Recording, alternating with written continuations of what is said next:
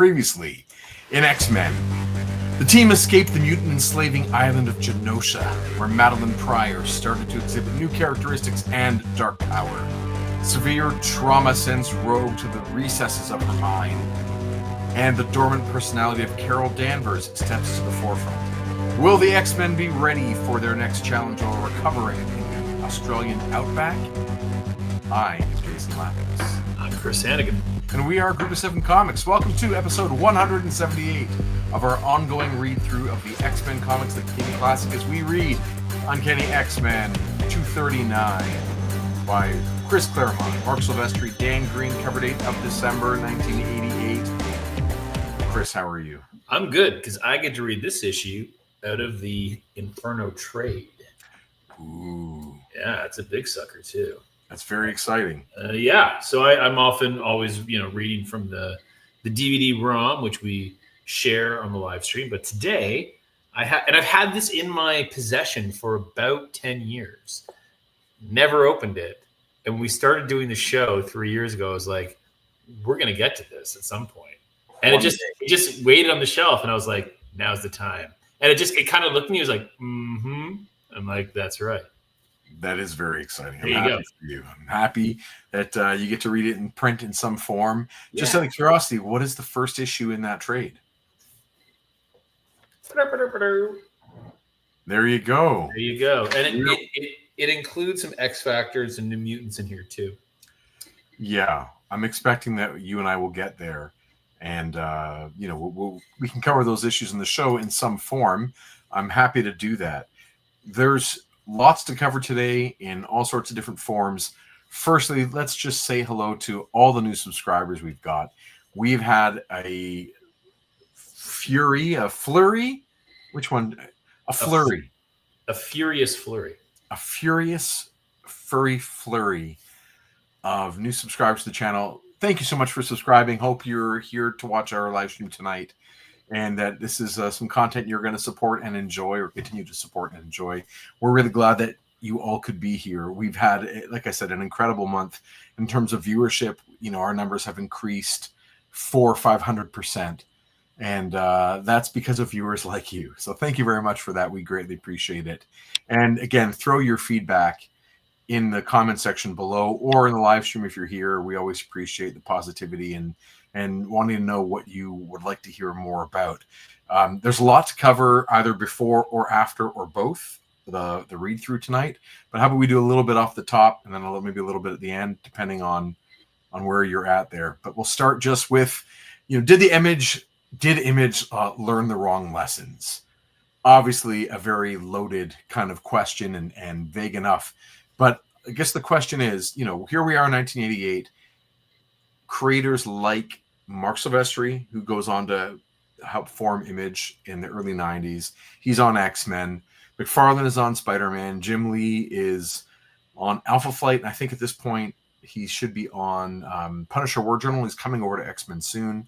Liefeld is coming into comics as well. He's been working at DC a little bit and be coming over. This issue, I want to read it maybe through that lens of like, does this remind me of anything else? Is this, are we kind of past that point where X-Men comics are great, or is this one of those issues where you're like, okay, what did I just read? And maybe some of those elements go into become like foundational aspects of some of the early Image stuff from a few of those creators. Taking Jim Valentino out of the mix, who worked on, you remember what his title was called over there? Shadowhawk was his character. Shadowhawk. Taking Eric Larson out of that mix and taking McFarlane out of that mix, but thinking about Jim Lee, obviously Silvestri, and Liefeld, those three. Silvestri, Lee, and Liefeld, and their team books that they work on. And, sure. Let's see if some of these things that maybe either work or don't work in this kind of an issue are aspects that we see in their work later on. As we know, the medium of American comics, okay, let me back that. As we know, Marvel in the 80s goes from being obviously a collab between editorial and writer and sometimes penciler to shifting maybe a little bit more toward writer for a bit, And by the end of the 80s, Shooter is gone. Old ways of running things are over, and they're really about maximizing sales Mm. and really capitalizing on, as new ownership has, by the way, come through Marvel now 2 times in recent years. Well, by the time we're in '88, so that's why Shooter is out, right? There's pressure from corporate, and Shooter is all about, like, every comic is someone's first comic. This is how you tell a story. This is how we get our books running on time, and this is the way I want things done. And I think his mandates were about putting quality work out at a certain level, because that's what will get steady readership. Not taking advantage too much of our young audience. For instance, a second X-Men series, yes. 5 X-Men series, quality dropping, no. You know what I mean? Too many, yeah. Like, so, through the 80s, Claremont is trying to write every limited series.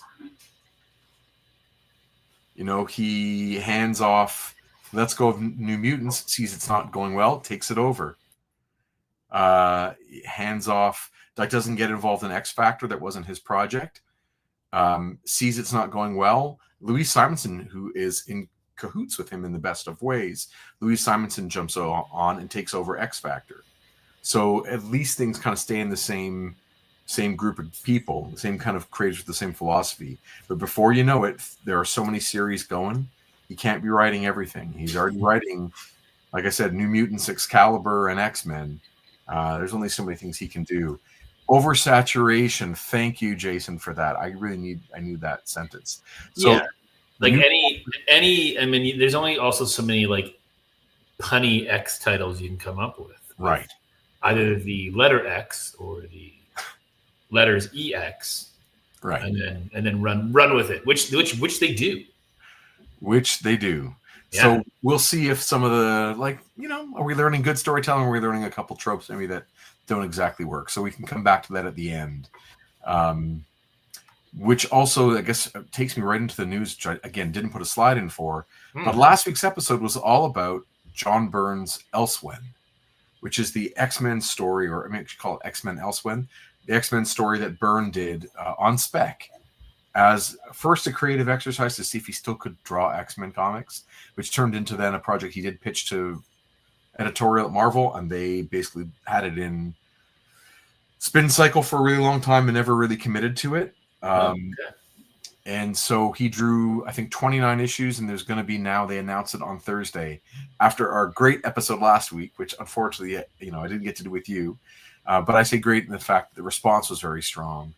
I did a read through of the first chapter in X-Men Elsewhen last week, and they announced it on Thursday that Marvel, in partnership with Abrams Books, is putting out a 31 or 32 issue, maybe like 2 or 3 volume set of John Byrne's X-Men Elsewhen, fully inked and colored. Not Terry Austin. So, I don't know how it's going to look. I don't know how it's going to be. So he went ahead and did, without any actual kind of, like formal agreement or approval or publishing date, he just went and did 29 issues. Yeah, that is the story. That is the myth behind it. Wow. Whether that's completely accurate, was there a handshake deal that they weren't allowed to announce? I have no idea, but the story that they've been telling for years, since he started in 2019, was that he had been working on his own from no initiative from Marvel, to just, someone on his forum asked him, hey, you ever think about getting back to X-Men? And he's like, no. And then he started thinking about being like, you know what? And this is from an interview with him. I'm paraphrasing. Right. After that comment and his rebuff, he goes and just to see if can he do a page? And he's like, okay, let's see if I can do a second page. And then before he knows it, they're just coming. And that there was a whole the X-Men go to the Savage Land, fight Thoron, and then eventually fight MODOK. That whole thing happens. And it takes place, again, if you haven't heard of this already, it takes place right after Days of Future Past, when John Byrne leaves the series. Right. And it goes with the presumption that Jean Grey does not sacrifice her life in the blue area of the moon at the end of the Dark Phoenix saga. Instead, they give her a lobotomy/exorcism, depending on which creator's interpretation of the Dark Phoenix you go with. So Claremont looked at it as if it was, I think, something biological, that there was something, in her that they were going to do a lobotomy. Like an organism. Like an organism. And Byrne looked at it more like, I think, a possession of this spiritual thing. And I might have that backwards. It kind of doesn't matter either way. But instead of like I told the story last week, and I've told it in one of our previous episodes, as the X-Men as Byrne and Claremont are working on the final issue of the Dark Phoenix saga, issue 137 of Uncanny X-Men, Shooter sees previous issues and realizes that Dark Phoenix has exterminated an entire solar system and all the lives on that planet. Therefore, there needs to be something incredibly consequential for her as a character. She cannot just, get scrubbed and then everything is fine. So he put forth the idea that they're going to put her in jail. Claremont says, no. That'll just be hanging over the series forever. If you're going to do that to her, let's just kill her instead. And Shooter says yes. And then he's like, you promise you'll never bring her back? And Shooter says yes. And then the next day, Byrne is like, you're killing her? What the, freaking out. So there was the divide, like right then and there. It's like, yeah, I'm not interested in this kind of series. I don't enjoy the way Chris is writing these characters. I kind of want to do it my own way. And he goes over to do Fantastic Four after a few more issues. It finishes in 143, I think is his last one. Or in 144. So this is now as if they had done their original ending, which was that she does have her procedure done by the Shi'ar, and now the way Byrne is interpreting it, she now has the mental capacity of a child. Oh, that's interesting. Is it? It creates a whole bunch of new things. In a full-grown adult woman. Yes. With a relationship. Well, she's living with her parents and her sister and the sister's children. And I think Scott is keeping his distance for the moment. By the time the first chapter happens. Jeez. Jeez. But we'll see the whole thing when it comes out next year. Yeah, I guess. And, I'm a mark for that. I'll definitely be picking it up if it's not too cost prohibitive. Abrams makes good quality books. So it might be something that is a little hefty. And I do have, like I said, the pencils for all of that. So yeah, because they were available online in some degree, correct? Byrne put it out there. He posted the whole thing as he was going. So spoilers are up to people if they want to, it's not like the corporation has been keeping it secret or Byrne has been keeping it secret. It's out there. And people have been, of course, taking those files and then making their own bootlegs because it's out there. Yeah. I don't know anyone who's ever sold copies. I do know people who have, formatted all those files into print files. And I was the recipient of a generous gift by, one of our friends at a comic convention. He was like, hey, do you want this? And I said, yes, I do. And he's like, there you go, man. I've got a couple copies. I also, I'll be honest, I did get the PDFs maybe about a year before, and I did print up small versions. Sure. Unintentionally, I was going for a full size, but they came out small, and it didn't cost me anything. But that all being said, crazy that there's more John Byrne X-Men. It's like an alternate timeline of X-Men. Wow. And the quality of his writing is worth criticizing. Like, he's not above reproach, right? Like, sure, he's just as human as everybody else, and probably more set in his ways in his years. So to each their own. Yeah. All right. I'm going to continue with it. There's more here. Yeah. So there's that. We talked about, the subscribership. Guys, we're almost at 500. This is fantastic. We've just honestly got like more than 60 subs in the last few weeks. And tons of new views, and it's just been wonderful. So thank you again for that. There's also a new show on the channel. We're 3 episodes into a new show called Leveling Up, and every episode I take a look at a new comic to see what I can learn to help me level up my skills. So check that out. I think it'll be coming out every Saturday morning, 8 a.m., 9 a.m. kind of thing. It'll premiere then. It's not a live show. And first 2 episodes I did Superman, surprise. And last week's episode was Fantastic Four, the Galactus trilogy. And this week, I think some more Fantastic Four. I just noticed there's a G on his chest for Galactus. Dude, no, it's for God. Oh, that makes more sense. Yeah. His original design had a big G on his chest. And it works as like an icon, like having a round shape there. Right. It's still in the designs to this day. It just no longer has a G. Okay. And like the lack of conversation between the art team and the color people, you know, like the colorists. Yeah. They had him in Christmas colors his first issue. Really? He was wearing shorts and short sleeves and Christmas colors. Green. By the second issue, yeah. And by the second issues, it was on to the next thing. David Cutler says, "Exy Boys with a clickbait video title designed to bring me out of the woodwork." Hey, man. Absolutely. I'm going to say it's provocative as a title. I reject your designation of clickbait. But yeah, it's provocative because we're going to talk about some of the shortcomings of some comic book practices, comic book creation practices. Leveling Up, Saturday mornings.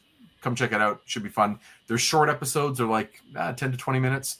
And at the end of every episode, there is a drawing, a sped up drawing session. So I work on something on the show. Oh, this is the one I worked on last episode. Ooh. Take something from the episode or from that issue, and I would draw it and make it my own. So it's based on a teeny tiny drawing by Jack Kirby. I repurposed all of it. So Teeny Silver Surfer. Yes. Nostalgia Night says Christmas Galactus never fails to disappoint. Yeah, it's really bizarre to look at the first time. But they course correct quite quickly. Hey, gotta throw in a quick pitch for not just our show, but the graphic novels, man. Or the trade paperbacks, whatever you want to call them. Group of Seven, A Most Secret Tale, written by Chris Sanigan, illustrated by yours truly. And Peregrine's Flights, Fiends, and Fisticuffs, written by, guess who? Chris Sanigan, and illustrated by yours truly. You can pick those up at our website, group-of-7comics.ca. True story. Link is live. Website's live. Do it. Go over those things. Go. If you want to, 7 famous historical figures on a secret mission to save the world. Or with Peregrines, 4 spies undercover as nurses in the front lines of war-torn Europe. What's the next line I want to say? They belong to a secret organization that defends us against the unknown and the unbelievable. There you go. Thank you for being part of that. No problem. Coffee time. Hey, man. San Diego Comic-Con just happened, too. Yeah, it's done now, right? It was last week? Finished, yes, on Sunday. Sunday. Gotcha. Do you want to go through these reveals now? We can do it quick. Good. All right. You going to get this? No. I think you need it. I mean, I am, unless it's like, yeah, maybe. No. Yeah, come on. It's so good. So good. Does look That's good. Pretty cool. Nice that came out. Obviously would have been a little more timely last summer, I think, but I'm just glad it's out. It's very cool. Be prepared to see this at cons in the future. Oh, absolutely.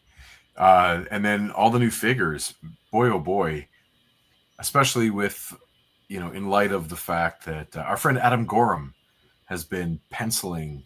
Yeah. Is he penciling anything, King? I think he might be. Oh, I know he's definitely penciling Hell Hunters.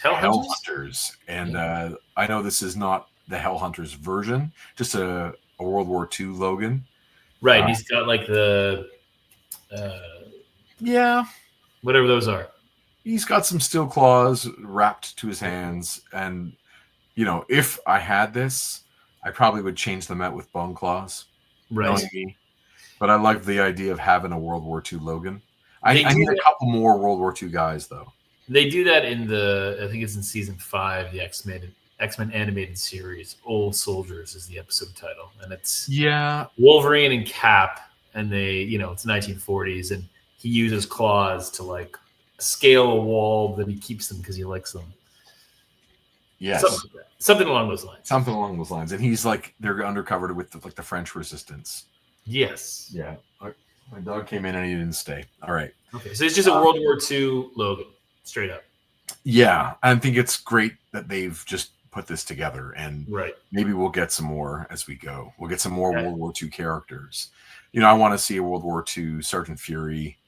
Yeah. Like the whole thing. The whole thing. I'm down for that. If I come across this, I will pick it up. I don't know if I'll go out of my way, but I'll pick it up if I come across. This is like, for me, a pre-order. Have to have. For me, it's like the childhood things, right? The ones from when I'm young are the ones that I like need to have in my collection. So getting a Rachel Summers in full Phoenix gear is awesome. The head too, when she goes full. That's interesting. The Hound. The Hound, yeah, that's right. I do honestly want like another body though to put her when she's trying to wear a Phoenix costume. Yeah. So I don't love the JR version where it was a yellow kind of. Yeah, with like the V almost. Because it was the black lines are weird, but Art Adams does a version of it that I liked a little better. But I might have to kit bash something. But I'm picking that one up for sure. Yeah, that's awesome. Is this the first one under the Excalibur? Oh no, there is a Captain Britain and a Megan and Kitty Pryde 3-pack. Oh, there's a 3-pack. Yeah, Captain Britain, Megan, and Kitty Pryde. Do you have that? Of course. Is that the Captain Britain you told me about that looks awesome? It's like he's kind of like Arthurian. Is it an Arthur head? He does have two different heads, and one has like the full bearded. Yeah. Coming out of the mask, and if you pair that with a big sword, like an Excalibur sword, it really does look great. Cool. But I'm like, there's a headcanon now. I have issues with the version of Excalibur, which we talk about in our episode about Excalibur. True. Which I'm going to have to timestamp this and put a little thing so you can link and go check that one out. Let me write down the time. 22 minutes. All right. Excalibur. Cool. I really wish the version of Excalibur that we got had a little bit more of the Arthurian thing built in some way. I thought that the connection was just too loose. Yeah. Mass is agreeing that he's a fan of. I think he's talking about Hellhunters. He's talking about Hellhunters, yeah, because he's talking about Adam Gorham's art. We should all be fans of Adam Gorham's art. And by the way, one of the nicest guys out there. Absolutely. Nostalgia Knight says Rachel Summers has one of my favorite costumes. Not a collector, but I might have to grab that. Yeah, it is such an 80s costume and very much of its moment, Totally. But you can't have your 80s team of X-Men without having this figure around. So, and she, of course, is going to be on season 2 of X-Men 97. Oh, really? She is the elder female kind of custodian of that young Nathaniel Summers that we see at the end of Apocalypse, pardon me, wasn't it? Of Apocalypse? Apocalypse is in the past. Summers, but when you're in the future, isn't there like a little kid with an old lady with her head with a scarf on? And the old lady is her. Oh. So we're going to get her in some form on that show. And I'm hoping we're going to get like some old lady Phoenix. More. Just give us. Anyway, awesome. Yeah. Then we get this fun 2-pack for. This is super fun, by the way. Yeah, there's someone out there who absolutely loves this. It ain't me, but I do think sometimes, like, I don't know. I think about ways I can repurpose some of this, but I do like characters in kind of civilian clothes sometimes. Yeah. So having those shoes from Gambit or shoes from Rogue, it's a lot of fun. Yeah. Maybe if I ever find this on clearance, I might. But everyone out there who knows my taste knows I don't need more Gambits in my collection. But this one's shirtless. It doesn't do anything for me, dude.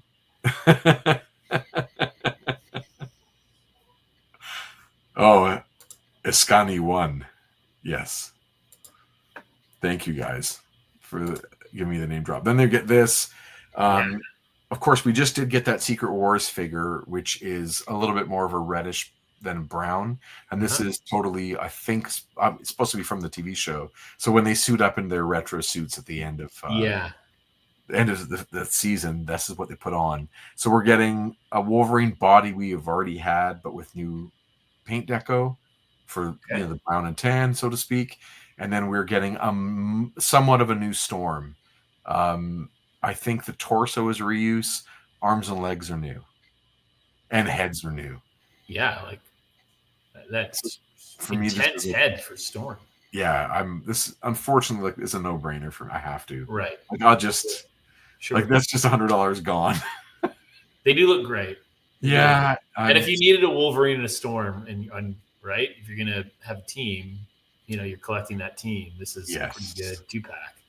Yes, I wouldn't be surprised if I let go of one of my Wolverines in brown after having. I don't need two. We'll see. Then there's this one. So we're getting finally this Cyclops costume on the new body that they're using for him, which action figure people, we call it the Vulcan body or Vulcan buck, because Vulcan was the first figure that uses this body. Okay. The Jean one is totally new as well. And they did give us a costume like this for Jean a couple of years back, but this is feels crass to say, but it's not. If you notice how wide her stance is, that means that there is like movement in that plastic for the skirt. Or the other one had no movement, and she could only stand in one pose. And so this is recreating the cover of 137. Yeah. And again, I won't be able to say no to this one. This is like for me a must-have. Wow. Yeah. I do think his belt is sitting a little low. Usually Scott has it mid-tummy, and there's more yellow. So I'm curious to see what's under that belt. If you do raise it up, if it reveals more yellow underneath. Anyway, it's for a guy jumping on, this is like totally right. Yeah, Morph. Here you go. Are you? Wow. I'm on the fence. I think it's exactly what they should be doing with Morph. Like it's exactly the figure that if someone likes Morph, this is what they would want. I just don't know if I need Morph, but I do like having more characters in uniforms. Is it a Gyrich head? Yeah, and it fits on the Marvel Legends suit bodies too. That's pretty cool. Yeah, I think if I find this one again, maybe I'll let it pass and get it on clearance or something. Or, given that he's not a comic character, I don't feel nostalgia, you know. But I do enjoy the show, obviously. Yeah. This one, I'm like, yeah. Yep. I do have the first version of this in Hasbro's Marvel Legends. Yeah. And I've been wanting to sell it for, I don't know, a little while because I knew this was coming eventually. Yeah. And I really want that. I want that. He looks huge. I want that. Yeah. Everything about this is awesome. I love that, I personally don't enjoy, I don't get anything out of Liefeld's art, right? Like it's right. Not bashing him, just doesn't do anything for me. But like, yes. Right? Like, yes to this. I love how his main gun is the size of him. Yes. I'm in. Yeah. Even a broken clock is right twice a day. You know what I'm saying? Yeah, there is an idea here that really works. And I love this version of the pouches too. They're like subdued. Yeah, they are. And but they're there. They're there. Yeah. Oh yeah. Looks like football player, like linebacker armor, Yeah, it works. Very cool. I'm looking forward to that one. And then I have to. I want all the New Mutants, but I yeah, it's great. Perfect. And then I got to get that right. Yeah. I have no choice. I must get all of these. I must. It's going to be fun. This is a full wave. All these X-Men 97 ones go together. So I'll probably be picking up the whole wave. And was the White Queen even in the first season? Yes, she was in Genosha, was she not? Oh, I remember seeing Shaw there. Maybe I guess White Queen was there too. But... Yeah, I think she was part of maybe that council in Genosha. Sure. Okay. It is possible that I'm just completely getting it wrong, and I'm due for a rewatch. Yeah. Yeah. And then last in the wave, I mean, Cal Dodd himself. Yeah, I do. Have that head. Yeah, is the same as this one. It comes with the other Wolverine figure, and I just put it on Old Man Logan body, and I have other good hands for him. So I don't need another one. And if you look, his legs have pins. yeah, they do. So it's not a new sculpt on the lower half. So I've kind of got this as far as I'm concerned. I don't need Do another you one. have the playing cards?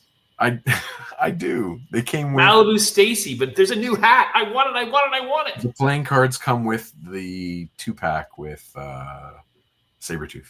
Ah, So I do have the playing cards. Thanks, dude. there you go. Yeah, But it's a new hat.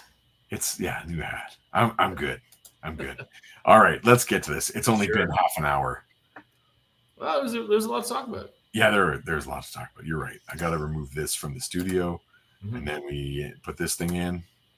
Boom. Ba-doom. All right. Mattershoe says Sunspot is weak. Doesn't have his combat mutation form, just the character in the training, blue and yellow. I hear you. I wish they had that sunspotty head. Sunny, crackly. Yeah. I don't know how you do that good in an action figure, truthfully. Right. Other than just giving us the head and then like some effects around his hands. With Johnny Storm, we're getting 2 versions of him with the Fantastic Four movie, and in most waves they give you 2 Johnnies, or they just do the powers on. So I don't know if there's an easy answer. Maybe you do a con exclusive of the powered up version, or a Hasbro Pulse exclusive of the powered up version. I don't know. They did it properly with the Liefeld X-Force Sunspot. So they did a powered up head and some effects you put around the hands while his costume stays. But his costume never gets enveloped in the power the way it does on the show and the way the original Sunspot did. So David uses the word properly, maybe a little liberally. Huh, David? Is there a little liberal use of the word properly? All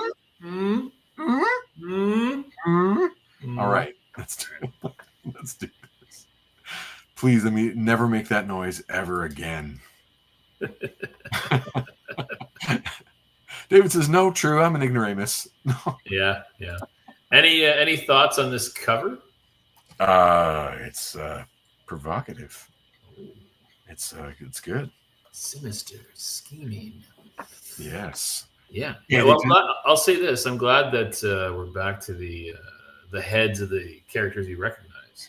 Yes. There was that period where it would be like Longshot and Dazzler, and we knew who they were, but you got to put Wolverine and Storm, and Colossus on there. It is a weird mix too, because you've got a John Romita Jr. Storm, you've got an Arthur Adams Wolverine and Colossus, and then maybe a Silvestri Havoc. I'm not exactly sure who drew that Havoc, but it is a weird way to do it. It has different artists. Havoc. Yep. Good luck, buddy. Hot time, summer in the city. Oh, I was gonna say, who's gonna sing it? You? Okay, cool. I just did. That's good. Good. Roasty toasty Sunday, the Big Apple baking, with no end in sight to the incredibly unseasonable heat wave. No, I am not joking, officer. The telephone ate the man's money, and that ate him. Still running behind on donations, folks. Public radio needs your support, and if we don't get it, well, we'll just have to sacrifice one of our announcers.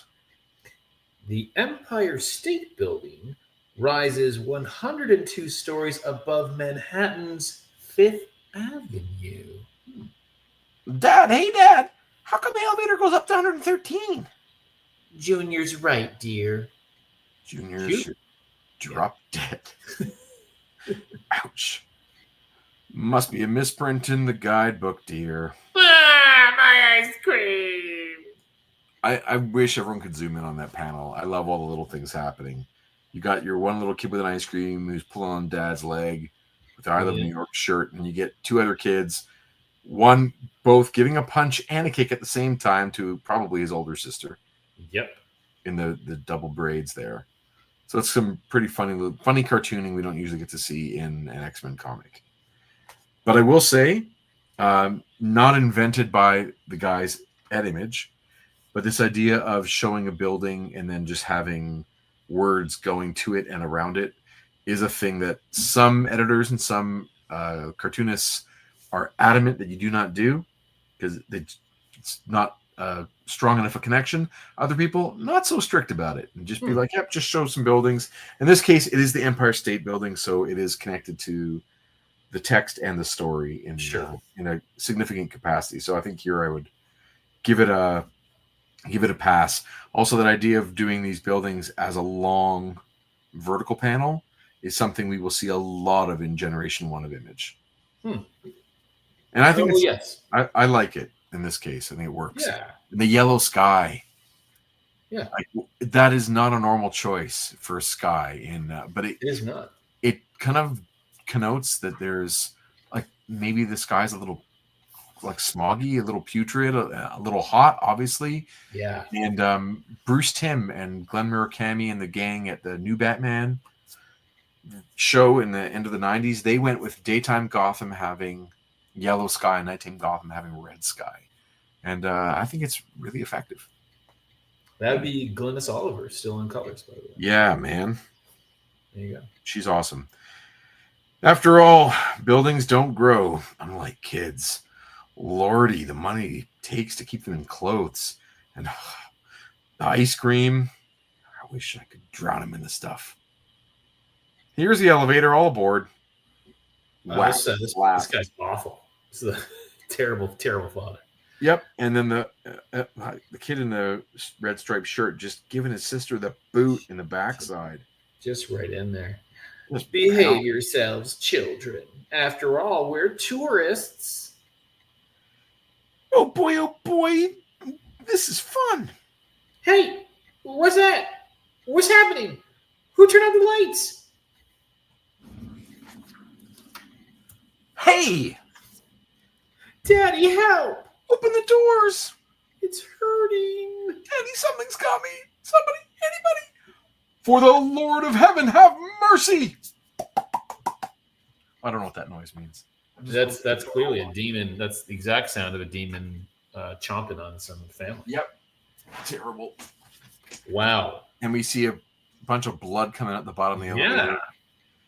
And did you guys know that Longshot had a second job as a custodian in the Empire State Building?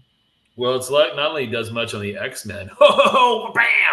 Yeah, it's true. There you go. Definitely the most underused character. Hey, of course, for those of you younger people out there, this is when it was still allowed to be smoking indoors. Sure. And having elevators eat people back in those days. Yep. And 3 kids just were eaten, by the way. Yes, they were. And one of them deserved it. Yeah, that's true. The dad deserved it. Yeah, that dad was no one missing that guy. But I mean, still the kids. And the mom's complicit in all of it. Sure. Yeah, I mean, she's just obviously a terrible mother. Yeah. Wow. But that little girl we didn't see her do anything bad, but No. I suspect they're just rotten. Collateral damage in this Inferno series.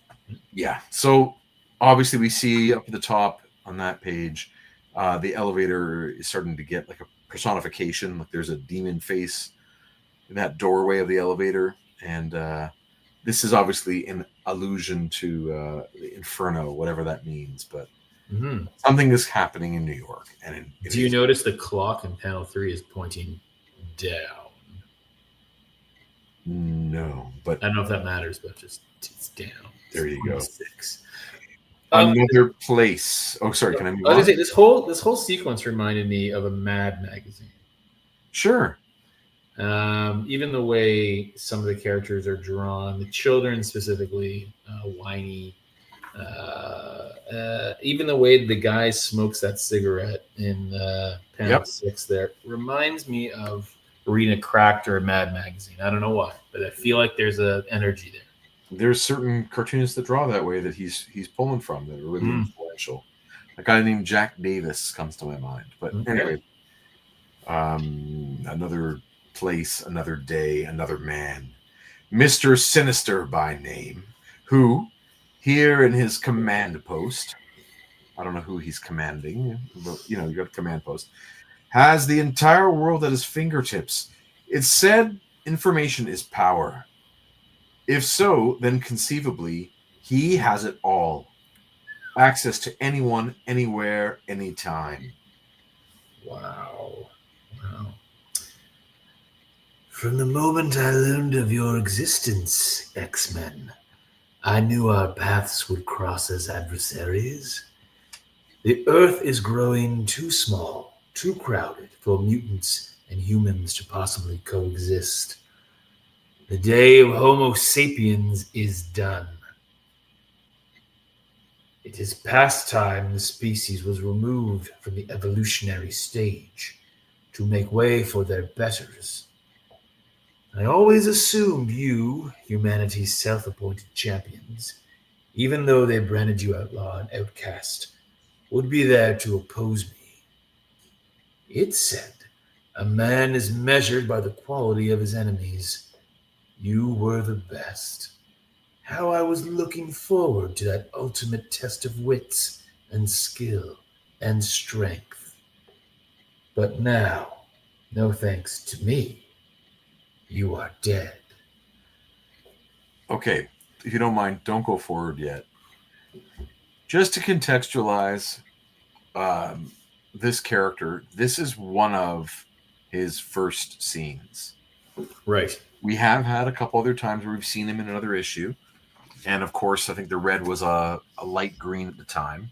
So there's been a revision to this costume, or he changed outfits if you want to play that game.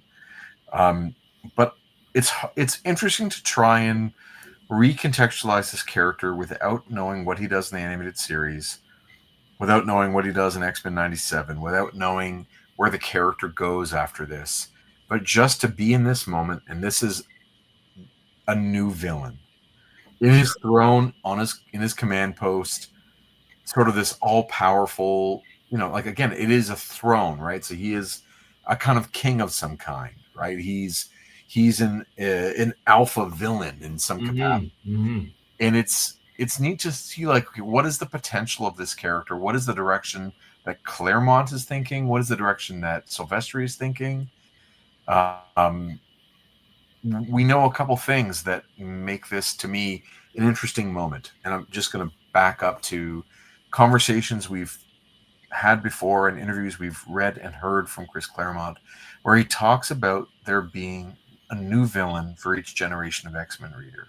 And he's taken Magneto out of that spot, right? Since issue 150, so for now 100 issues almost, he's moved Magneto along a spectrum from arch-villain to anti-hero towards eventually becoming the headmaster of the school, which he's in that role, but they don't all trust him all the time, and he's not really part of X-Men.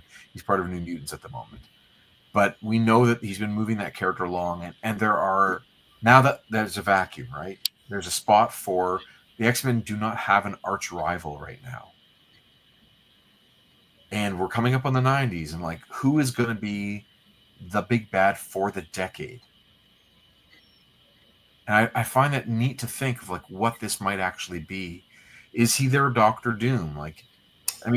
Doom is such a great villain in a lot of ways. I think about Thanos too in the movie or movies, and again, having that throne and being these characters that are watching things from a distance and how they're being positioned as the big bad. I wonder if that's what's happening here in a way, that Claremont is setting this guy up to be the biggest, baddest villain for the next decade. Well, I mean, certainly from appearances, and literally on a throne with access to all information in the world, some kind of techno-organic thing going on here. Certainly presents as that, as the big bad. And his name is even part of the same family of names as Doctor Doom. Sure, yeah. I think that's just interesting to think what could be. And I will say, for me as a villain, he never caught on. Okay. But that's just a personal thing. Again, my age and not watching the show, I think when it was, I wasn't the age it was intended for when it came out, so he kind of misses. Jason Jose says with Apocalypse as a close second. So that's an interesting thing to bring up too, because he's got, Apocalypse has all those elements as well. And Apocalypse is now in X Factor. He is an established character. And it feels like maybe Claremont is hedging his bets. He's got Louise and Walter working on one, bothering the original 5 X-Men. He's got this character in this book.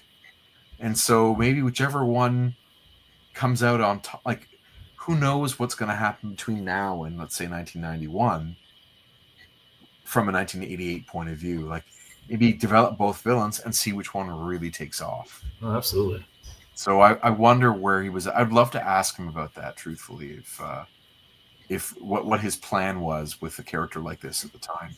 Matters to You says, agreed, Sinister was the ex-villain of the 80s, but Apocalypse really became more popular in the early to mid-90s.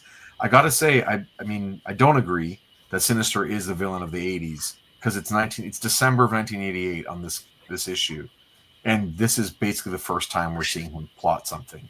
Yeah, he's had the Marauders do something, but he didn't really do it. It was just that his minions did something, and he was just a background character for that. So he doesn't ever establish himself as the villain of the 80s. I think it's just like looking forward to what will come in the next 10 years, like 88 to 98. If we wanted to imagine it's limited to a decade, that's fine. But I think as Claremont has taken Magneto off the board, he's got to put someone else there. So David says, I love Sinister partly because I love Cyclops, and he's become Scott's Luthor or Sabretooth. Oh, okay, neat. Yeah, I mean, if we look at Scott up until this point, he is an underdeveloped, kind of, 1 or 2 dimensional character. Doesn't really have a nemesis, right? In comics up to this point. Yeah, I guess that's true. So that's kind of neat that if you. Oh no, I know who his nemesis is. Himself. Well, you know what, David? The real reason that Sinister becomes his nemesis is so that he can say, Mister. He was sort of predestined. Oh, wouldn't that be funny if he's like, easy there, Mister? Yes. No, I'm not. It's like, no, you called my name. What? That's exactly what happened. Exactly. Yeah. Comedy of errors, hilarious. Last thing to note is like the serious Geiger influence on Silvestri's drawing of like the form of that throne and the like. It looks like that was like the techno-organic kind of. Yes. Neat to see when they pull from really amazing designers and bring those elements into comics. It works really well. Okay then. I feel cheated and somehow diminished. Am I Malice or are you Malice? You're Malice. Okay. Sinister! Malice. I thought I made it plain. I was not to be disturbed. The devil with what you want, and the devil with you. I tried to separate myself from Polaris' body, only I couldn't. The psychic bond between us is as unbreakable as it is permanent. I suspected as much. When I had you possess her, you two are surprisingly compatible. There's far more malice in Lorna Dane's soul than that young woman ever imagined. And given the way her magnetic powers have interacted with the energy matrix that is your own natural being, one would be tempted to observe that the pair of you were made for each other. You had no right! It was my will, Malice. That makes it right. You won't sound so smug when I've torn out your throat and feasted on your living heart. Ooh. Ooh. Malice, malice, malice. Sabretooth has not been a good influence on you. Or a good example. I thought you, sweet Malice, above all others, would realize the folly of matching your strength against mine. I served you loyally. Is this the reward I've earned? To be trapped? You're still free to roam, my pet, and possess whom you please. Only now you've a body to come home to. I thought that was what you wanted. And this bond will keep Ms. Dane subservient, even when you aren't in residence. As with any bargain, there's a trade-off. You lose a measure of freedom, and I, a replaceable asset. Unlike the Marauders, you are now unique. You are the linchpin of the team, Malice. The one I depend on most. The unchanging pole star about which all the rest revolve, that points the way to glory and their true destiny. Trust me, I did this not to diminish you, my best beloved, but to make you stronger. I do. Meaning I do trust you, not I'm Sure. courage. And now somehow she's gone. It's okay. A moment passed. She's gone. She believed because she wanted to. It made her feel proud and special. It confirmed her standing in her own eyes as first among Sinister's host, and in his heart. A pity she forgot. Sinister, that's me, I refer to myself in the third person, has no heart. Vanity, vanity. The key to a person's soul and thereby to dominance over them. Pick them apart, within and without. Learn where they're strong and where they're not, what they fear and what they dream. Know them as well and better than you do yourself. The better to destroy them. He thinks they're dead, though. Yes, But he's he just has said talking. they're dead. Yeah, he's just talking. He's not planning to destroy the X-Men. He's just talking, and it just happens to be that they need a villain. David Cutler says Claremont's conception of Sinister never comes to fruition. Really, he becomes a mad geneticist under Lobdell and Wade, but that wasn't what Claremont had planned for him. Yeah, one of the fun things with the show is we're trying to kind of put ourselves in the context of reading these for the first time, not knowing what is to come. And it kind of reminds me a little bit of the way that these creators were working, where sometimes they did see the long game. Other times they were working month to month and just trying to get their books written on time. Sure. So often there are these dangling threads that go for even sometimes years, like Madeline Pryor as a character. What is she? She's been around for 60 issues. We still don't know if she is a clone of Jean Grey or not. We don't know anything. So it feels like every year we kind of know less and less about her in a way. Yeah, sure. So I like that idea of kind of trying to put ourselves in 1988 and not knowing that this character is not going to meet Claremont's vision, but is going to become something else along the way where we don't know yet. Interesting. Stan Lee presents Vanities, Inferno's prologue, starring the Uncanny X-Men. Before I go further, also want to note, for those who don't know, this will be the third mutant crossover. Starting with the Mutant Massacre, then the Fall of the Mutants, and then Inferno. What began as a chance for writers on 3 different books to work together, like Claremont, Louise Simonson, and Walt Simonson. What began as a chance for them to tell a story in their series, collaborating, then quickly became a mandate from editor-in-chief, that the X-Men office needed to put out a crossover every single year because it was a good sales boost. Mm-hmm. Whether they have a story or not, they have to do this. So I get it. Definitely Fall of the Mutants fell flat. Yes. But we shall see. Saturday night, Australia.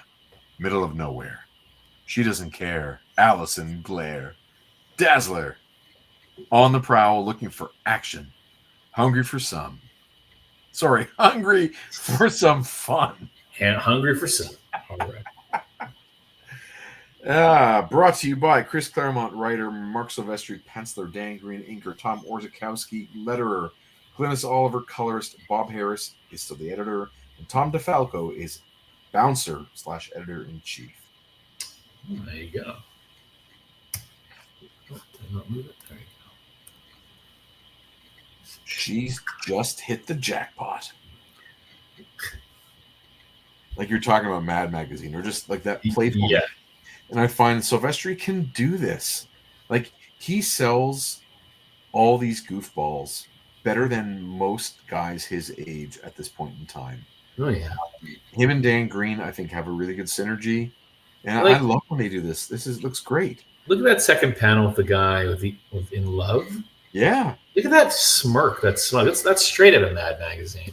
Yeah, so I think you're thinking of Jack Davis is the guy I'm thinking of. Sure. I think you're thinking of. And he's one of the best in the world at that, like, back in the day. Mm-hmm. So, yeah, good stuff. Heard your music, boys, out on the open road. Wondered if you'd mind if I sang with you a while. Okay, I'm gonna make you do this guy too. Okay. Why? Because they're in the Australian outback? Yeah. Okay. Here we go. Lady, after quieting down this mob the way you did, you're welcome to do whatever you please. Those legs. Scottish. I just don't have it in me. Oh my god. You go do this guy too. Those legs. That smile. I'm gonna start crying. Oh my god. Allison's got her audience. I hope she knows what to do with them. Yeah, if you didn't watch last week's episode, I did all these accents. Oh my god.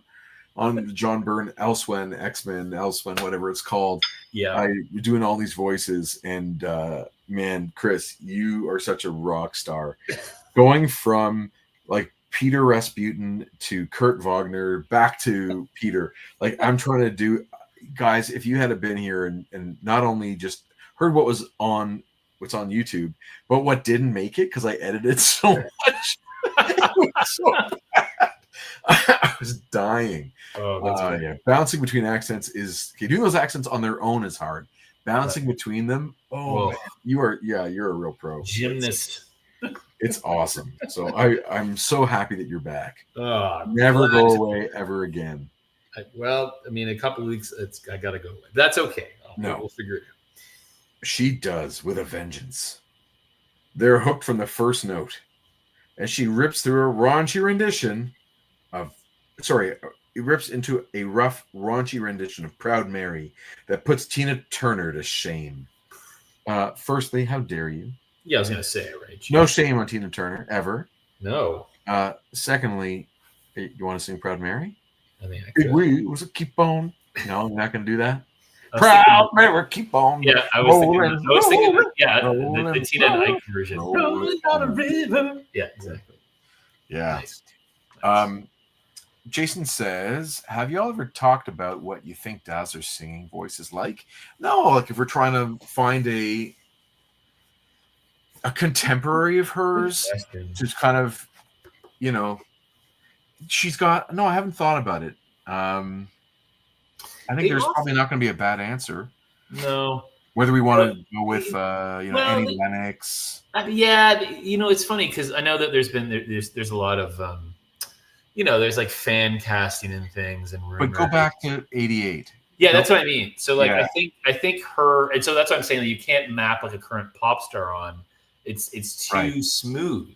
I think some of, at least we pick up in the comics, is that she can like full blown like rock it up and has maybe a bit more of a I mean, Tina Turner, sure, there's an example. Like, are we thinking like an Annie Lennox, a Pat Benatar? I'm trying to think, So you're not Cyndi Lauper. No, she's not that kind of, not Mallrat pop, right? I don't think so. Like Tiffany kind of thing. Not Debbie Gibson. She obviously has that Debbie Gibson like look with the hair, right? But I think she's got a bit more of a maybe heart, maybe. Oh, Ann Wilson! Holy smokes! Maybe. Anyway, I mean, now you're hitting.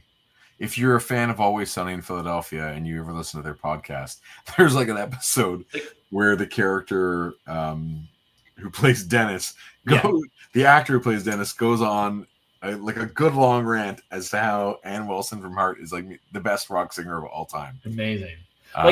She's not. I don't see her as like a Janis Joplin type. No, not. But I do I could see Dazzler like lay down a mean barracuda. You know what I mean? Sure.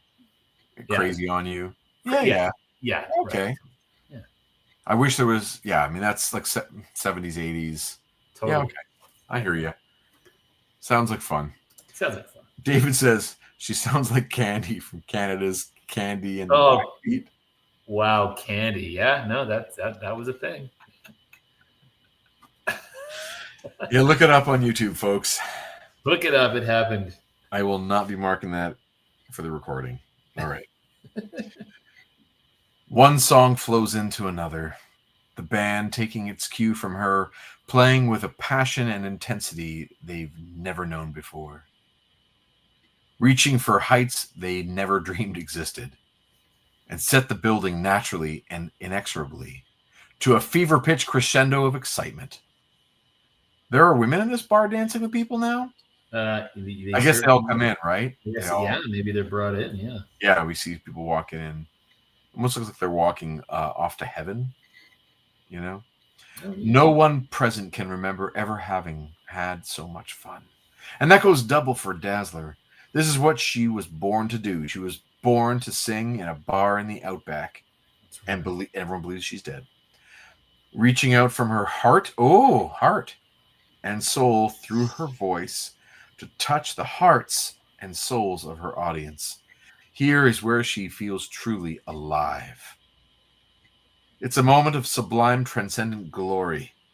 She'd cheerfully give her soul to have it last forever. But mean old Mr. Sinister has to snap that figurine has. His little glass figurine. Oh, he's like, no kissing, no. I'm glad there isn't a story here. Like, this is such a easy thing for them to fall into, of like someone in the bar being like, where'd that light show come from? She's a mutie. Get it? Like, we don't want your I don't want that right now. No, I just want this to go the way it you know. Would be even better if Sinister had a long shot at Dazzler figure is making them kiss. You know, like how in Spaceballs, like Dark Helmet, yeah.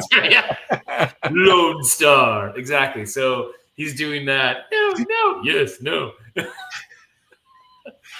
Oh man. Did you see that in theaters when you were a kid, or were you too little? No, I did not see it in theaters. Okay. But I have seen it many times since. Sure. And of course, you and I talk about that faded Spaceballs ad, which now I think is formally gone. On Eglinton. Is it still there on Eglinton? I don't know. I have not driven that route. I can. Not far from Bathurst. True. Side of the building, on the south side. Yeah, near the Allen, south side of the building. There was a full Spaceballs ad it was like a ghost image, and you can see some of those on buildings, the ghost imagery. And it was still there up to a couple of years ago. It had been covered. It was a billboard. Yeah, that's right. It had been covered, and then during the quarantine, like the lockdown, in that block of time, they had torn down all peeled off everything that was over top of it, and it revealed the Winnebago in space. Yeah, and the logo, and I'm like, this is insane. I remember that being there in the 80s. Totally. Yeah. So great. Okay. Very nice. Mm-hmm. So again, Mr. Sinister needs to make them kiss.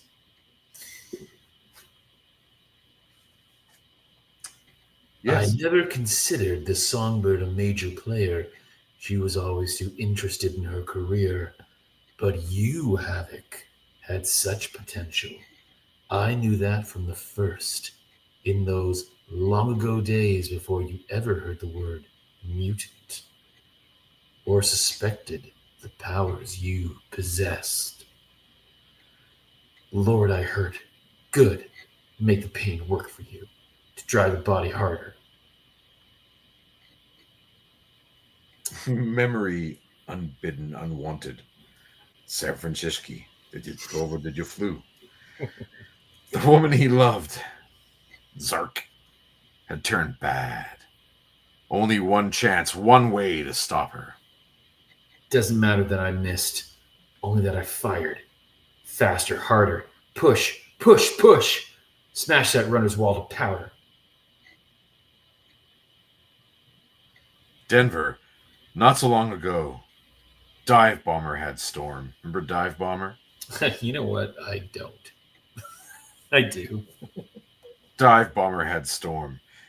It was the Brood's life or hers.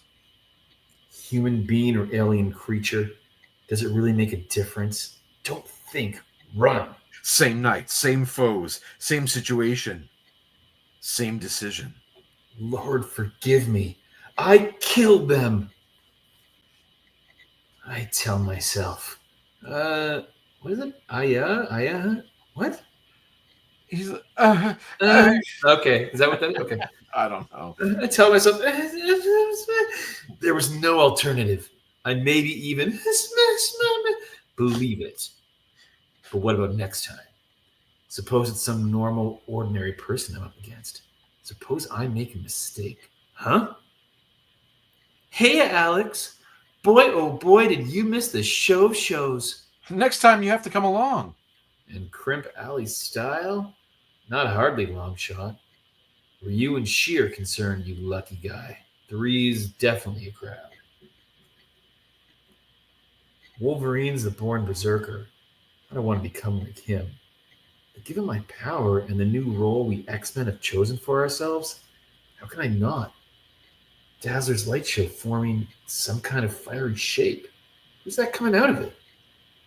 Only me, Alex. Madeline. Sorry. Didn't realize I was speaking aloud. And if you weren't, wouldn't it be a kick if I could read minds?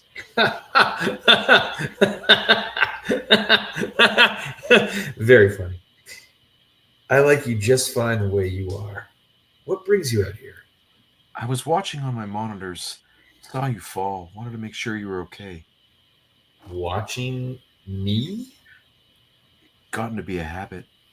I like looking at you, Alex. I worry about you. I care. Yeah. So do I. Oh, I didn't change the picture. Sorry, guys. I'm reading in my book in the trade. Of course, it's not the same. It's like the didn't churn. And Oh, excuses. It's yeah. Well, there's some good ones there. Okay. So strong, Storm, so certain of self and role, and yet any leader truly lead? Can any leader truly lead if her people would not trust her? Amazing what is... Oh, that's... It's neat to see these different versions of Storm here, by the way. And the last one on that row, they actually just did release the Marvel Legends images of that one too. Storm 5-pack. No, of the last image there on the right. No, it's coming, man. You know it. Storm 5-pack. Based on this panel. And one is just this bathing suit. Just the bathing. Well, sure. Yeah. Yeah. They show this new Marvel Legends. I didn't put it in that rollout there, but it's a full black costume. No, is it black though? Is it black? Well, this is where comics and animation and action figures they clash, because the outfits have highlights on them, and it just doesn't work in plastic. You got to make them of shiny leather, or something. Anyway, I'm just joking around. Amazing what is stored in these computer memory banks. I doubt even we X-Men ever had such comprehensive files on ourselves. And to think, until we defeated them and took their place here. This complex was the home of a band of marauding super cyborgs, the Reavers. It would be good, I think, to find out where they came from and precisely who was responsible for their creation. Yeah, like what a dangling plot thread that is. Right. Like they're, but Come really, on, there's got to be some creators out there, maybe folks who even catch this show. Come on, pick that thread up, guys. Let's go. who did make up the Reavers? Who did? That created Yeah, the like who made Reavers? that base? Why do they have files on the X-Men? Right. Oh, Anyway. I hear a pitch coming on. You, me, buddy. The Well, Reavers origin story. Everyone wants to hear it. Oh yeah, find out where each of them got their name. Yes, that's right. Yeah, that's like the best part. Yes. And each of their childhood traumas. Yes. Oh, so much childhood trauma. Each of them. Oh, each more traumatic than the last. What is this? I must have miskeyed my command. I wish Madeline were here. This computer center is really her domain. Blessed goddess! That red-haired woman, it cannot be! Jean Grey? Wolverine! Oh yeah. Huh. Show Bubble us yum. Bubble. Bubble yum. Did you chew a lot of gum as a kid? I liked Bubble Yum and Hubba Bubba. Yeah. Bubblicious was the one I really liked. Oh yeah. It didn't last very long, but Nope. no, it's good. Just that hit of sugar, right? You just, as a little kid, you want that artificial flavor. Yeah, absolutely. But I liked Big League Chew. Yeah. Hey, check out these Marvel Supermarts. I mean, I know there's a few around in Canada. Comic Connection in Oakville. Yeah. Island Fantasy in Victoria, British Columbia. Oh yeah. There you go. Cool.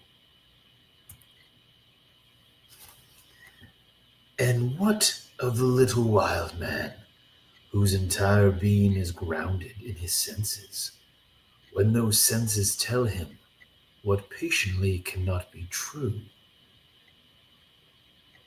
Patently. Oh, patently. Sorry. No, there you go. What patently cannot be true. There you go. Gripes. Look at that hat. Yeah. Yeah. Typhoon wind blowing up out of nowhere. Must be storms doing. Like he's up in the sky. Yeah. What a crazy experience. Wild weather at a match. Pretty fucking impressive. She's pulling at all the stops. Woman must be in a righteous mood. There's like lightning and he's bouncing around. Yeah. Oh, yeah. This is like Angry Storm. Yeah. Just like that Marvel Legends fig with the angry face. Yes. I love the lightning that she's coming out from. Yeah. That's very, very Cannonball-esque at the moment in terms of how yeah. he's been depicted. Yeah. Alive! I saw her, Logan. On the video display, Jean Grey is alive! Yeah. You knew? Yes. He says as he's falling. Like, yep. I don't know, maybe we need to do some different lettering or whatever. And you never told me. For how long? Nice throw. Better catch. No flippancy, or next time I shall not. Tell me. The first time I caught her scent was in the alley during our tussle with the Marauders, like almost 30 issues ago. Right. So long ago? Then, later, at her sister's place.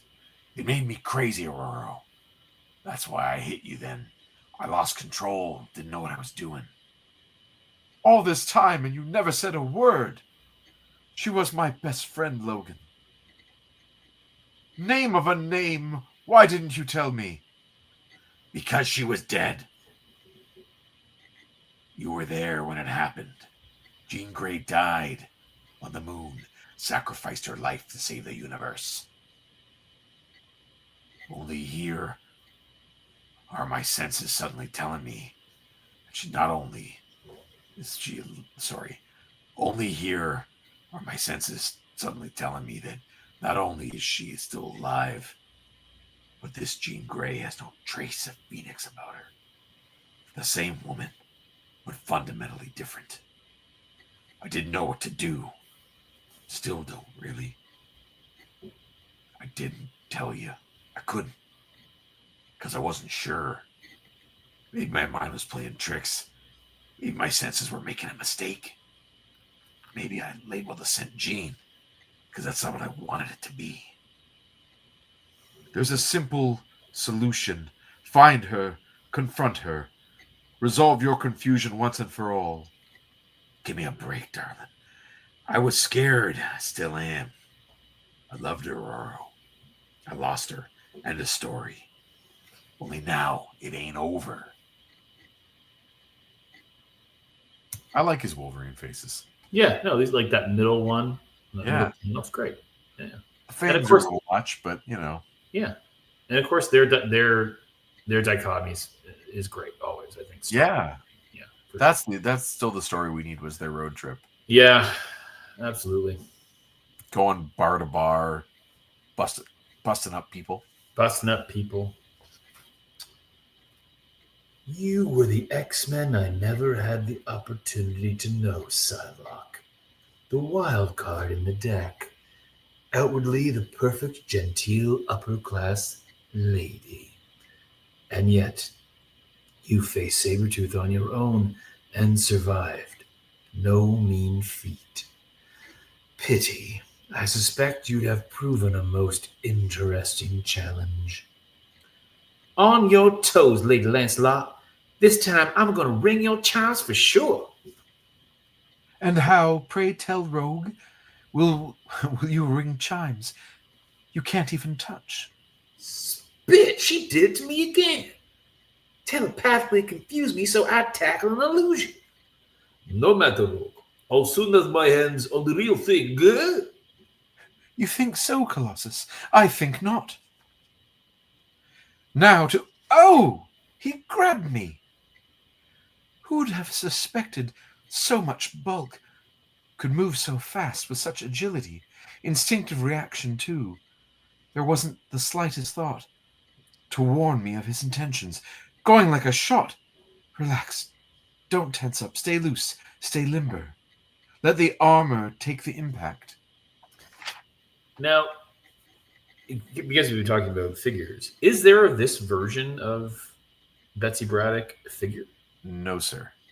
Interesting. Okay. So there's neither this armored up cape version nor the one that he's holding in his hand. The pink kind of flowy, mauve kind of shirt. Okay. Yeah, those arm things. If you were to get one, which one would you prefer? Oh, of like pink flowy or armored version? Yes. I might go with pink flowy. Me too. Okay. Which I'm going to call the Alan Davis version. Well, then, Group of 7 Comics survives another day. And there also is not a Colossus like this. Right.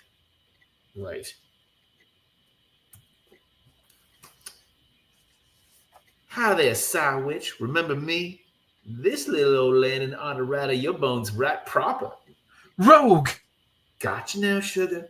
You're strong compared to normal folks, but I can juggle main battle tanks. No way, no how you're breaking this grip. Armor's only protection you got. I can peel it right off without you able to do a blessed thing to stop me. Point taken, Rogue. Training bout's over. I yield. Let me go, please. Make me. Curse it, girl. Do you think I'm joking? Let me go. Ow! Colossus, is she? Only stunned, Psylocke. She is already coming round. Had to learn the hard way, girl. See, this is weird. It doesn't sound like her. No. Like, curse it, girl. Do you think I'm joking? That's not her. She does not say Dia and doesn't call her girl. And then also, like, had to learn the hard way, girl. That's not her either. I wonder what's going on there. Yeah. Had to learn the hard way, girl. You couldn't let well enough alone You just had to get between your own. You just had to get your own back between us. I hope you're satisfied. Hey, don't yell at me, Elizabeth. This set two was none of my doing. Okay, you got to reread that with a different voice. Oh, is this Danvers now? Mm. Hey, hey, don't yell at me, Elizabeth. This set two was none of my doing. See, it's my instead of my. Oh, I see. That's right. And then Colossus has a red knife. Stop. That is not Rogue's voice. No, it's Chris Sanigan. That's right. Thank you. As Rogue. As Carol Danvers. Nope. Carol Danvers. I'm running the girl's psyche while she nurses a beaut of a headache. Good. Be charitable, Betsy. You hit her pretty hard. She was asking for worse. You recovered quickly enough. In time to watch you undress. Yeah. One of the advantages of a dual psyche. One's always there to pick up the ball when the other takes some lumps. That armor of yours certainly came through flying colors. No dents on it, no bruises on you. It's about as good as can be. State of the warrior art, though it can be blessedly hot to wear. Not really the outfit or role I'd ever imagined for myself. Likewise, for me in this body. But poker taught me you play the hand you're dealt. Winning and losing aren't in the cards. They're in the people playing them. I shouldn't have lost my temper. I can't abide being helpless. I panicked, Carol. I forgot the rules. I could have hurt Rogue, or much worse. But you didn't. Kid's tough. You'd be amazed at what it takes to do us real damage. Especially with me as a backup. And next time, you'll know better. But both of you. Okay. Am I missing a page? So Rogue is touching Betsy on the back.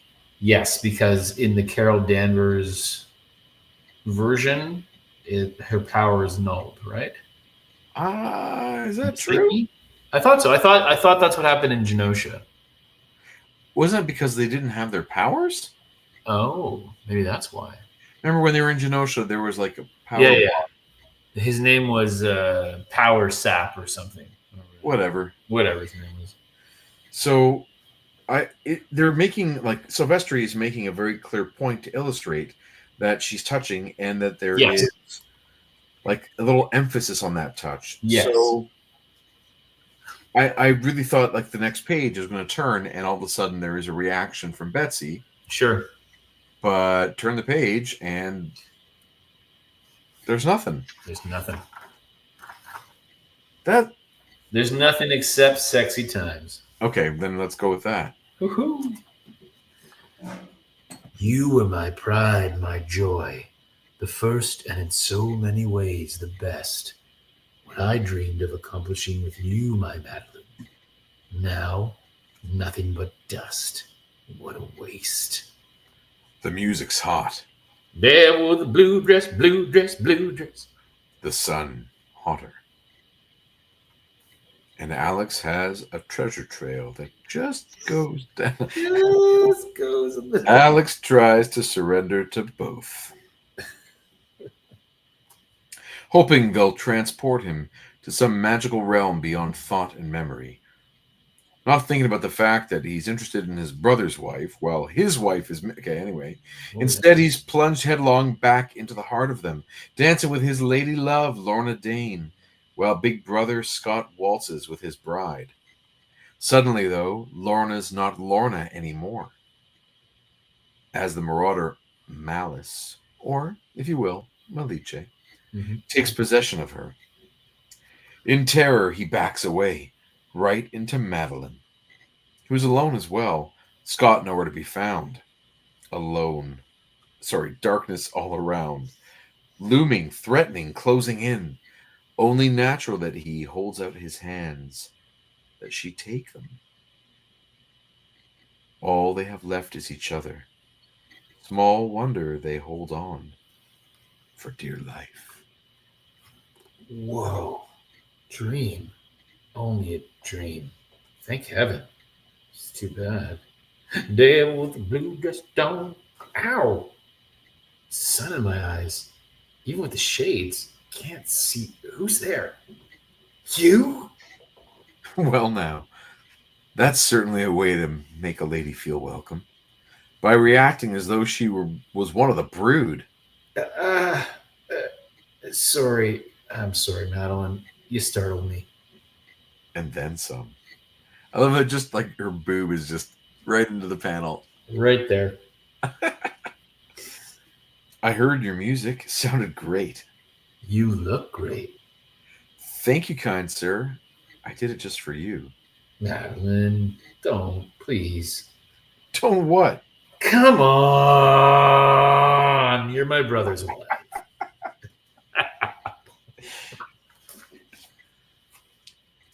News to him these days. Alex, I didn't walk out on him. I didn't abandon our baby. I didn't toss this commitment down the dumpster. Dumpster baby. If the marriage is over, it's none of my doing. All I asked from you is friendship. I thought it was what you wanted as well. But if I'm wrong, if I botched my signals with another summer's sun, them's the breaks. My lousy luck. I didn't mean to trouble you, Alex, or put you on the spot. I won't any longer. But I'm not wearing any underwear. Wait, also in the Summers household, friendship means getting it on. Madeline, I don't know what to think. I don't understand how Scott could act the way he has. Did I say no underwear? Any more than I can the way I'm feeling now. As you can probably notice in my Speedos. We've both been hurt, betrayed by those we loved. Is it so wrong to seek a little solace? To ease that pain without underwear? I don't know. I'm scared. I need underwear. I want underwear. No more, dear heart. Nor less than I. Cue the jazz. Whoa. Friday night. Jason Jose. Yeah. It just went very European. Mm. Black Spider says, are we reading the same book?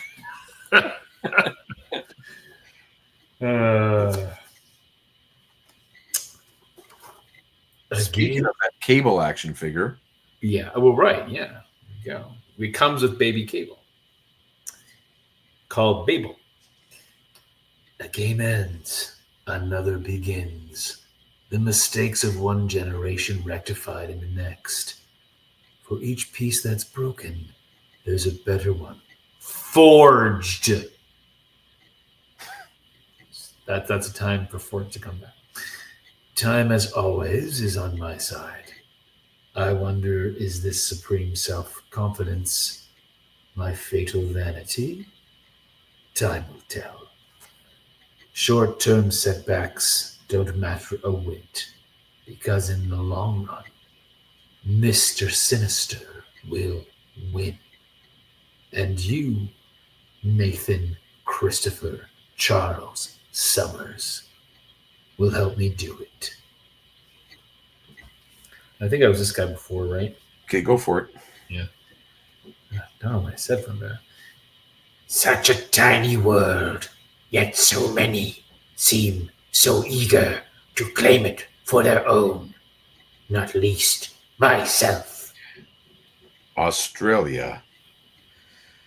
How easily and naturally, Alex, you sleep the sleep of the just and innocent. I should be so lucky.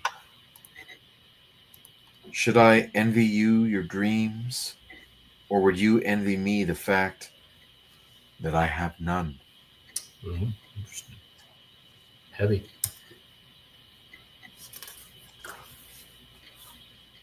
A little distracting. There's this giant ad there, but we'll get to that at the end of this page. Yeah, a little distracting. Another time, another place. Who knows what might have been? Here and now, who can say what yet will be? I could save you, but it's best that I don't. The sacred task proceeds apace, apace. Dread Majesty, the grand design fast approaches completion. All will be in readiness at the appointed place, at the appointed hour. Indeed, the first faint sparks of the Inferno have already manifested themselves. The Goblin Queen should be most pleased. Okay, so yeah, okay, fine. Right. Hardly, Astir. We have a bargain, remember? I'm waiting impatiently for your end to be fulfilled. I want the Marauders found so that the X-Men can pay them back for the misery they've caused. But most of all, Demon, I want my son. Fail in this, Nastir, and I'll show you the true meaning of Inferno. It begins. Strike the match. Nice. And we get this full-page ad. Yeah. I mean, they should have switched these 2 pages in order, right? Of course. Yeah, this is, yeah. This full-page ad, which is telling us what comes next. We see Sim, we see Goblin Queen in her outfit revealed. Like the version of her here in the comic is not even the same. Like it's like they don't know what it's going to be yet, so they're kind of just keeping her in shadow. But obviously, he does know because it's the same artist. And it's clearly New York and hell, and you get the New Mutants in there, which is awesome. Yeah, Dark Child. That's kind of looking kind of cool. Cannonball in his X-Men outfit. And of course Jean Grey not wearing clothes. Oh yeah. So we're getting some fun X-Men, X Factor, and New Mutants coming up. Yeah. I really dig that X Factor logo, by the way. Yeah. I like it. It's good. It works. It does work. You're right. Not sure if you care about the letter column, but the first. Let me see it. Because here we go. X-Men. The first guy does this whole deep dive into everything we know about Madeline Pryor so far. Wow. And he's like, this is everything that's happened. None of this makes any sense. I think this is where you're trying to go. Can you please just like deal with this? Like get this going. Interesting. Yeah, funny. What did you think of this issue? Enjoyed it. In the sense where there's not a lot of it's not very action packed, but it you get to have moments with all the characters as they navigate this existential threat. But I think as like a setup, like, I mean, taking out our conversation earlier of like, how we feel about Mr. Sinister or those kinds of things. But I think setting up an event type, an event, which has, these seemingly grand manifestations with demons and this new A-list villain who we think will be this dominant villain.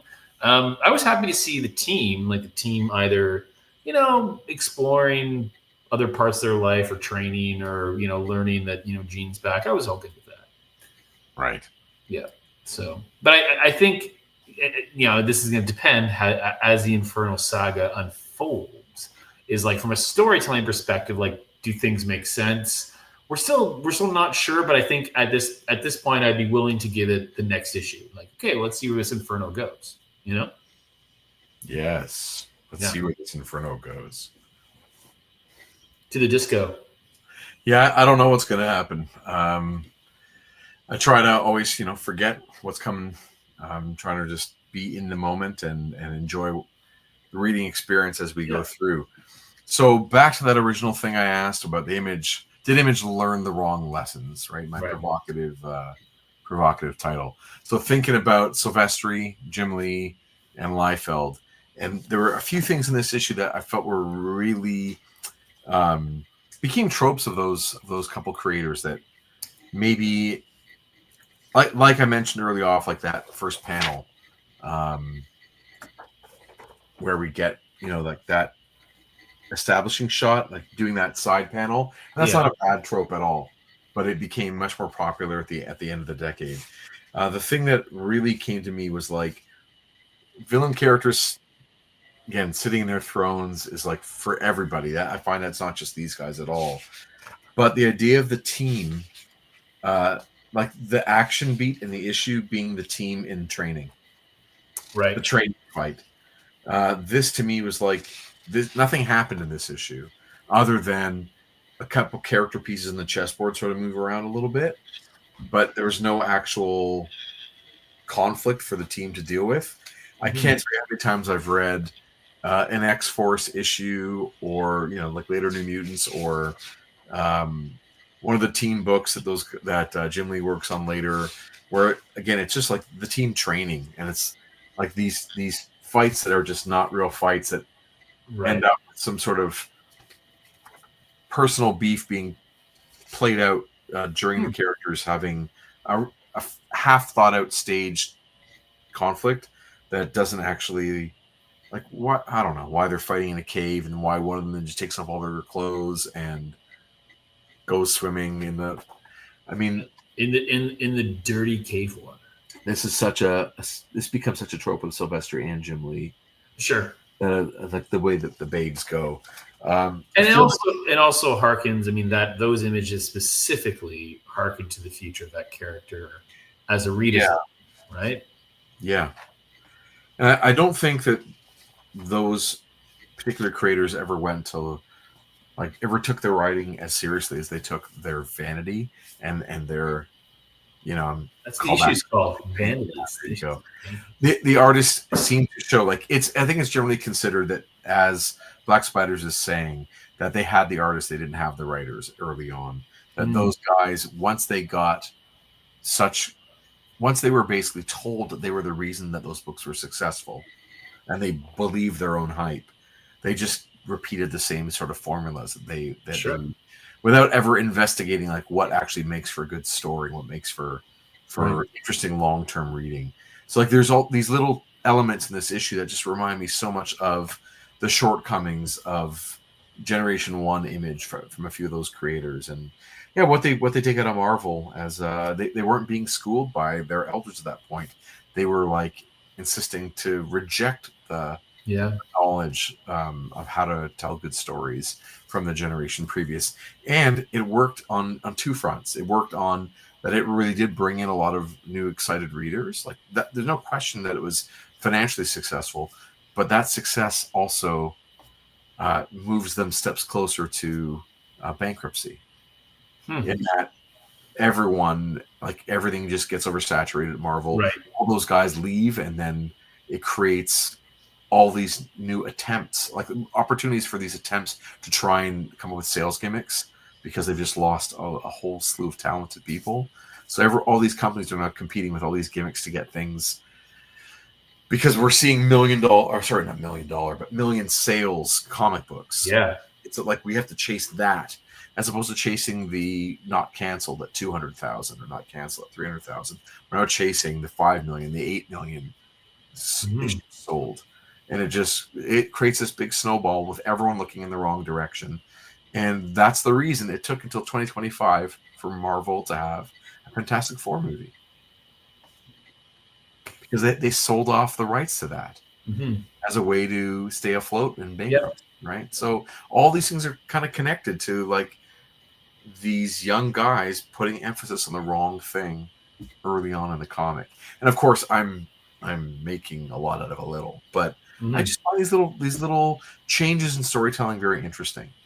Yeah, absolutely. It's an influential time for them, right? Like as they're learning the ropes at Marvel, and also like developing their talent and being acknowledged for a new kind of more bold, more intense graphic style, which is being eaten up by the buying public.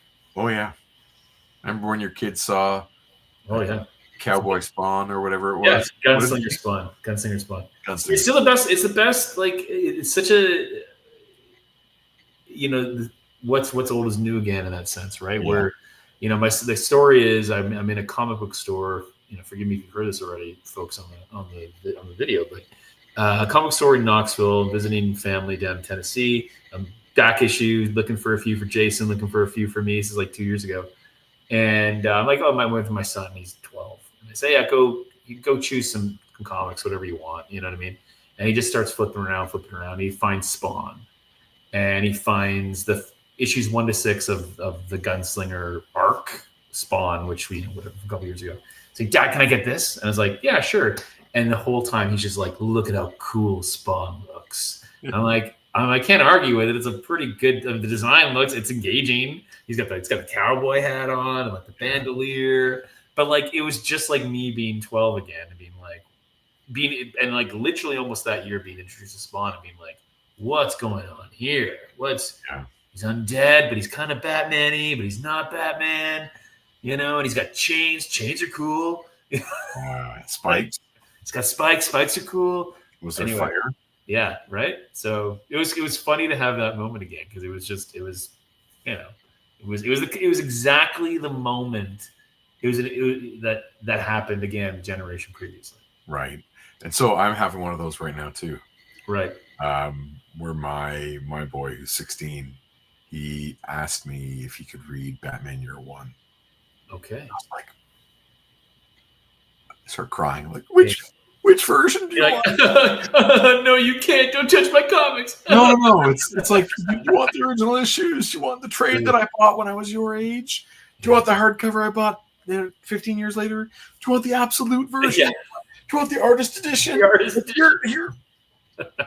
He's reading Batman Year One. I'm like blown away. That's cool. Blown away. It's so fun to see. Yeah, the generational stuff. Mm-hmm. Yeah. Either your kids watch X-Men cartoons yet? Ish. I think they watched a little bit of X-Men 97 with me. Hopefully, when season 2 comes, maybe Penny will watch with you. The cartoon I watch. I watch. You know, I'm a lot of anime with my 14-year-old.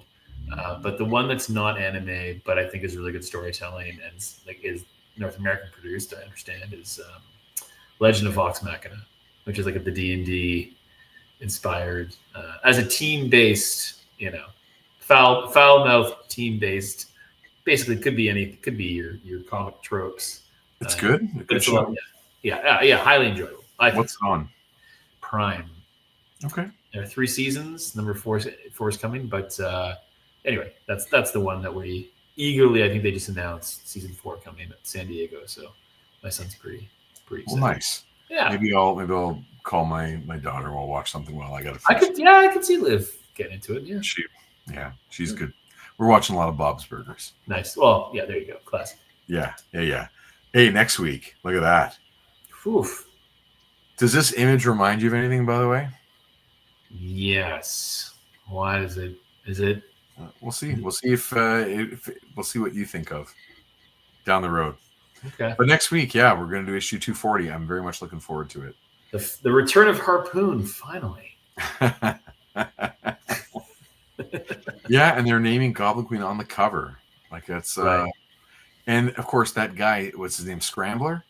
Yes. The Korean guy in the blazer. Like that's all it is. That's all he does. Scrambles your powers. Get ready. Well, I'm looking forward to that. That should be a lot of fun. I think that is look at that. Is that it? I believe so. I think that brings us to the end. Okay, well then before we go, I'm just going to say a shout out because as you were saying, we've got a whole bunch of subscribers who have jumped on the channel in the last month. Thank you very much. Thanks to existing subscribers too. Really appreciate you being here week after week.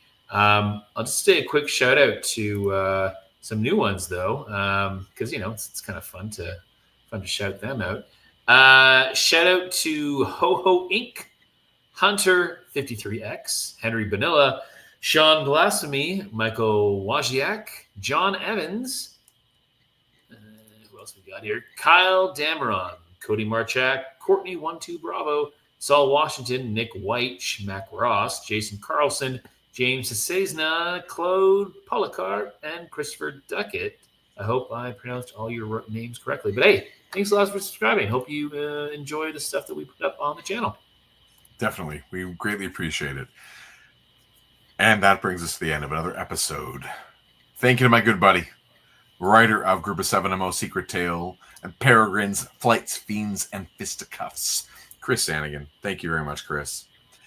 You can find out more about our comics and upcoming appearances at groupof7comics.ca and follow us at Group of 7 on social media. Please click like on the video, subscribe to the channel, and share with us your take on this issue, my nonsense about Image Comics, or any X-Men comics in the comments section below.